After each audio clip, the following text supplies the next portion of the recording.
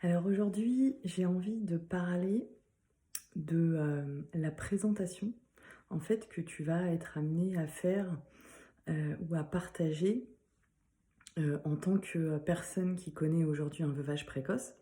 La présentation que tu vas faire dans, tu sais, tous ces petits moments de la vie qui sont des moments tout à fait banaux, banaux, bref, un moment banal, tu vois, de la vie, et qui vont sembler peut-être être un challenge en fait pour toi parce que justement tu es dans ce veuvage précoce et donc euh, peut-être tu vas être amené à te poser la question. En tout cas, moi, c'est ce qui s'est passé sur mon cheminement.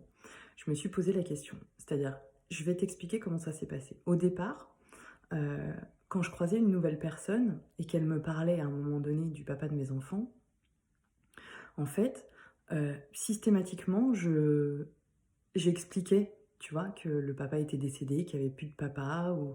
Non, je faisais attention justement à pas dire qu'il n'y avait plus de papa, mais j'expliquais que le papa était décédé et que, voilà, du coup, j'étais seule à élever mes enfants.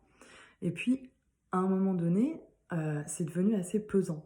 Et en fait, sans m'en rendre compte, tu vois, j'évitais un peu ce genre de situation nouvelle. J'appréhendais un peu, j'en avais marre. Je me disais, mais... Enfin, jusqu'à quand, tu vois, je vais rencontrer des gens et leur dire... leur parler de mon histoire. Et puis, je me suis demandé, est-ce que finalement j'ai vraiment envie aussi, tu vois, de partager ce bout-là de mon histoire? Parce que quelque part, c'est quelque chose d'assez personnel finalement. C'est quelque chose d'assez intime. Ça provoque quand même quelque chose à l'intérieur de moi quand je le raconte. Et voilà, ça a des conséquences aussi parce que c'est pas quelque chose d'anodin. Donc, effectivement, quand tu racontes cette partie-là de ton histoire, la personne en face de toi, en fonction de qui elle est, en fonction voilà, de sa propre histoire, etc., elle va réagir d'une façon ou d'une autre. Enfin, bref, c'est pas. Voilà. Tu racontes pas ça comme tu dis, tiens, hier, je sais pas, mon fils, il a réussi à faire du vélo, quoi. Bon, bref, tu m'as comprise. Et donc, je trouvais ça pesant. Et je me suis rendu compte effectivement que finalement, peut-être que au départ, j'avais pris cette habitude de raconter pour finalement me répéter l'histoire à moi-même et puis pour l'accepter. Il y a cette période en fait dans le deuil où on a besoin de répéter la situation, ce qui s'est passé, pour l'intégrer et puis pour pouvoir du coup la digérer quelque part et pour pouvoir avancer. Je me suis dit, c'est peut-être pour ça, en fait, que je fais les choses de cette façon-là. Et puis, donc, je me suis demandé, est-ce que je veux le faire tout le temps? Est-ce que, voilà, est-ce que ça me convient de le faire comme ça? Et puis, comme je te le disais, j'ai trouvé ça pesant. Et donc, je me suis rendu compte qu'en fait, j'étais pas obligée de le raconter.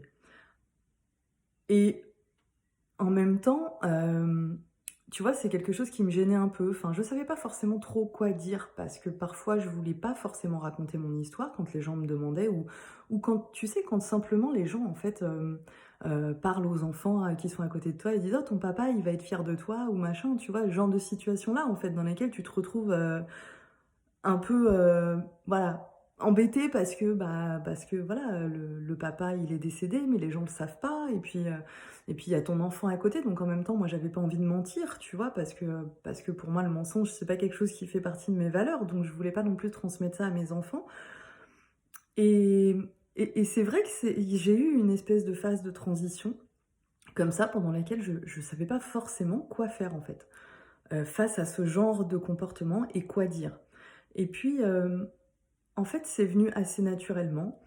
Hem, Finalement, aujourd'hui, ce que je fais, c'est qu'en fait, j'arrive à écouter ce que je suis capable de transmettre sur le moment et ce que je suis capable de recevoir, d'accueillir. Donc, quand la situation se produit, j'arrive assez rapidement à savoir si, OK, j'ai envie, avec cette personne-là, à ce moment-là, de partager cette partie de mon histoire que je considère comme étant assez intime, ou si j'en ai pas du tout envie. Et si j'en ai pas du tout envie, il m'arrive en fait juste de laisser couler.